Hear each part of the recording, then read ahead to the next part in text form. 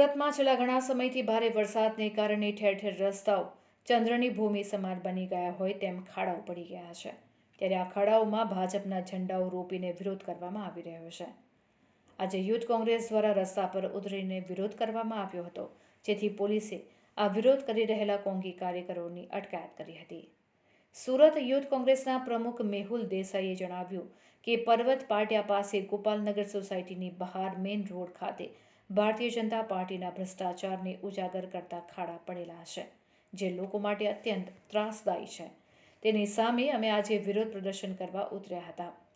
છેલ્લા 3 દાયકા જેટલા સમયથી ભાજપ પાલિકાના શાસનમાં હોવા છતાં પણ લોકોની સુખાકારી માટે કોઈ ધ્યાન આપવામાં આવતું નથી, જેથી આજે ભાજપના ઝંડાને જ તેના કહેવાતા વિકાસના ખાડાઓમાં લગાવીને વિરોધ કરવામાં આવી રહ્યો છે।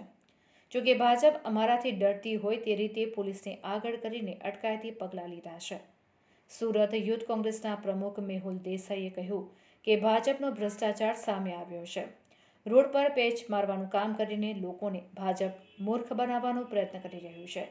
લોકોના વાહનોને ભારે નુકસાન થઈ રહ્યું છે, તેમ છતાં આ ખાડાઓ પૂરવામાં આવી રહ્યા નથી, જેથી આ પ્રકારનો વિરોધ કર્યો છે। સાથે જ આવનારા સમયમાં યોગ્ય કાર્યવાહી નહીં થાય તો ભાજપની ઓફિસનો પણ ઘેરાવ કરવાની અમારી તૈયારી છે। સુરતથી રિપોર્ટર સુનિલ કાંજાવાલા।